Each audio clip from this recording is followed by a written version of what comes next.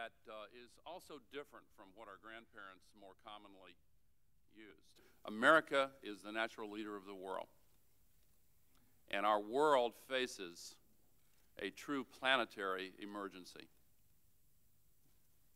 I know the phrase sounds shrill, and I know it's a challenge to the moral imagination to see and feel and understand that the entire relationship between humanity and our planet has been radically altered. And somehow we've also adopted a kind of a short-term way of thinking. What we're facing now is a crisis that is by far the most serious we've ever faced. And the way we're going to solve it is by asking you on both sides of the aisle to do what some people have, as you know, begun to fear we don't have the capacity to do anymore. I know they're wrong. There is a sense of hope in this country that this United States Congress will rise to the occasion and present meaningful solutions to this crisis.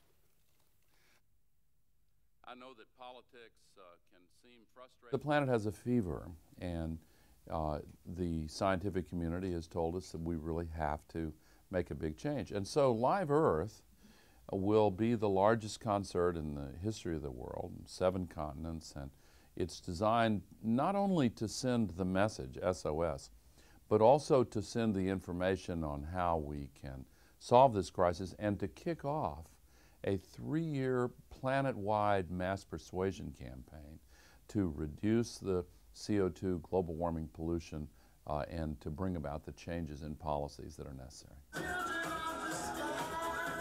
I'm old enough to know that a red carpet's just a rug. I enjoyed the pageantry, but I understand the need not to get that out of perspective, and it was great fun. And more importantly, it will make it more likely that people will see the movie, An Inconvenient Truth, or read the book, or in some other way get the message. And that's really the same goal that the Live Earth concerts are serving, to get this message out, capture enough of people's attention to begin the dialogue of how we all can be a part of the solution to this planet-wide crisis.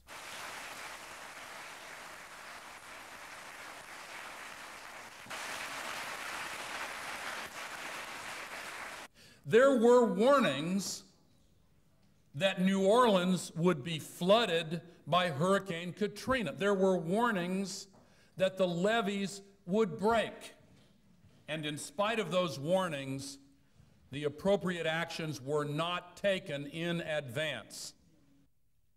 We saw the tragedy that resulted. It is up to us to hear those warnings and react to those warnings and to take appropriate steps in order to prevent that damage. We have everything we need to act except perhaps political will. But political will is a renewable resource. Very carefully, there was suspense